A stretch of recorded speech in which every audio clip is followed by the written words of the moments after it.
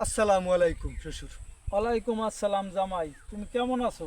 আছি, ভালোই আছি। আমি গো এখন ওই তোমাকে বাড়ির দিকে রওনা দিলাম, কিন্তু তোমার লাগে রাস্তায় বই দেখা হয়ে গেছে, ভালো হয়েছি। এখন কালকে তো দ্বিতীয় দিন ঈদের, তোমরা তোমার ফ্যামিলিতে বাল বাচ্চা যারা আছে হ্যাগো নিয়ে কালকে দুপুরে আমার বাড়ি চারটে ডাল ভাত খাবা। অসম্ভব, যাইতে পারবো না। অসম্ভব কেন? শ্বশুর বাড়ি কি জামাই যায় না? যায়, কিন্তু ল্যাংডা যায় না।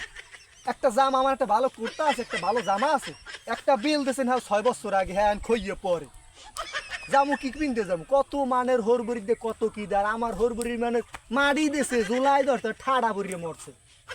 সারা পরিমর্তে জামাই, তোমার কি জ্ঞান ট্যান নাই? আসলে কিন্তু ঈদের দিন কিন্তু শ্বশুর শাশুড়িও তোমার দ্বারে পায়। পায়, কিন্তু তুমি কিটা দেছো হলে আমি কি কির মুরব্বী, কির শ্বশুর শ্বশুরি, আমি ভুললে যাই না।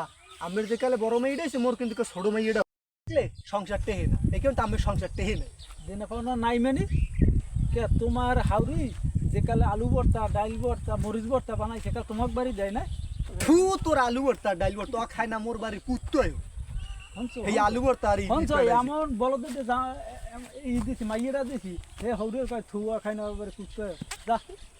মাইয়া আজকে দিনের মধ্যে আমার না শ্বশুর মুই ফু। মাইয়া আজকে দিনের মধ্যে তো তোমার ছাড়াই এলাম যা যা। যাও জামাই রাগারাগি করে না, কাল না, না, যাই না, যাই না, কাল ও যাই। কামে ধ্যান না, শ্বশুর আরে যাও রাগারাগি করে না, আরে না। ওর জামাই রাগারাগি করে না।